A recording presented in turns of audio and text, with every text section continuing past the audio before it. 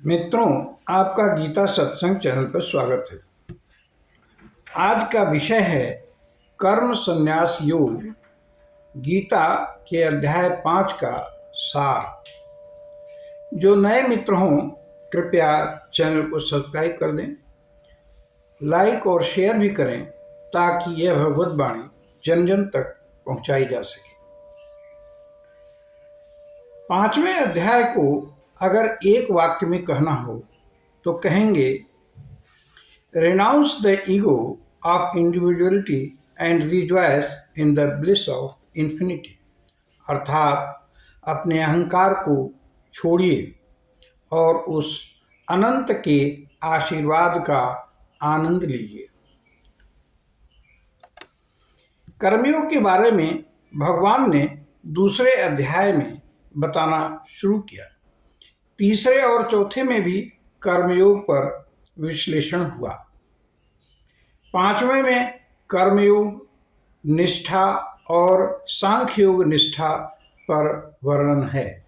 सांख्य निष्ठा को ही संन्यास भी कहते हैं, इसलिए इस अध्याय का नाम कर्म संन्यास योग रखा गया है। इस अध्याय में कुल 29 श्लोक हैं।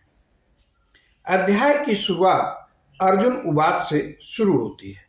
अर्जुन कहते हैं कि भगवान, आप एक तरफ कर्म और दूसरी तरफ संन्यास की प्रशंसा करते हैं। एक ही बताइए जो मेरे लिए श्रेयस्कर हो। अर्जुन को शंका हुई कि कर्मयोग की तरफ जाऊं कि संन्यास की तरफ, पर भगवान की बात उनके समझ में नहीं आई थी। भगवान कहते हैं, सांख्य बिना कर्म के तो सिद्ध होगा ही नहीं। सांख्य में भी कर्म इंद्रियों से नहीं तो मानसिक तो होता ही है, और जो फल हम संन्यास से पाते हैं वही कर्मयोग से भी पाते हैं। कर्मयोग से आवश्यक वेद विहित कर्म भी हो जाते हैं। कर्मयोग सरल है, इसलिए प्योर सांख्य की अपेक्षा कर्मयोग, जिसे समत्व योग भी कहा गया है, उत्तम है। दूसरे श्लोक में भगवान दोनों निष्ठाओं की प्रशंसा करते हैं, श्रेष्ठ बताते हैं, पर कर्मयोग को सुगम होने से बेहतर है ऐसा कहते हैं। इसे सिद्ध करने के लिए तीसरा श्लोक कहते हैं, चौथे पांचवें में वे दोनों ही निष्ठाओं से एक ही फल मिलता है ऐसा कहते हैं।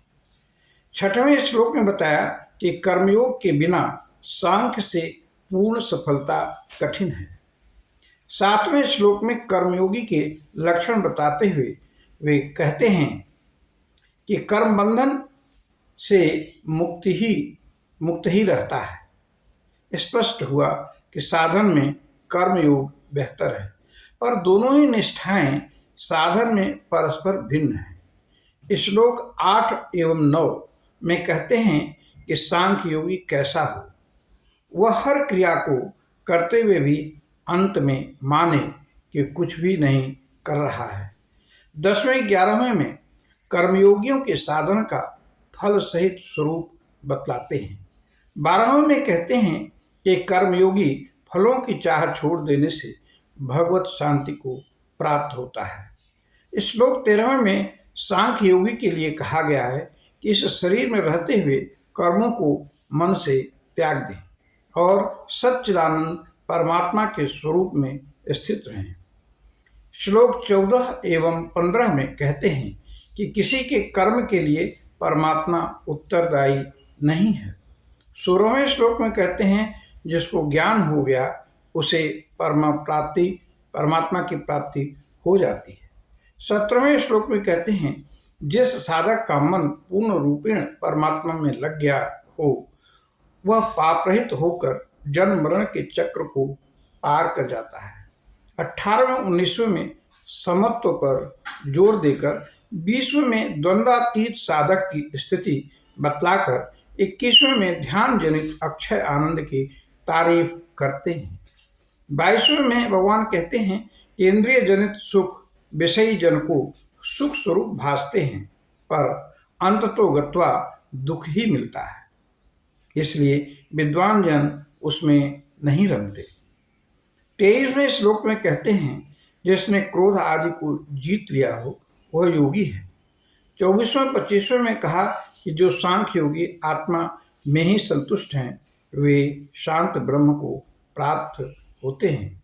26वें में कहते हैं, जो क्रोध से रहित है और जिसने तत्व से ब्रह्म को जान लिया है उसके लिए सर्वत्र शांति ही रहती है। संसार के सुखों भोगों को त्याग कर ध्यान में लगा योगी जो इच्छा भय क्रोध से रहित हो चुका हो वह सदा मुक्त ही है। ऐसा 27वें और 28वें श्लोक में भगवान ने कहा। 29वें श्लोक में इस अध्याय का उपसंहार करते हुए कहते हैं, मेरा भक्त मुझे सर्वस्व समझ सबका सुहृद मानकर सदैव शांति को प्राप्त करता है। तो हम अपनी वाणी को यहीं विश्राम देते हैं। आइए भगवान का नाम लेते हैं। हरि ओम तत्सत, हरि ओम तत्सत, हरि ओम तत्सत। आप सभी को बहुत बहुत धन्यवाद। प्रणाम।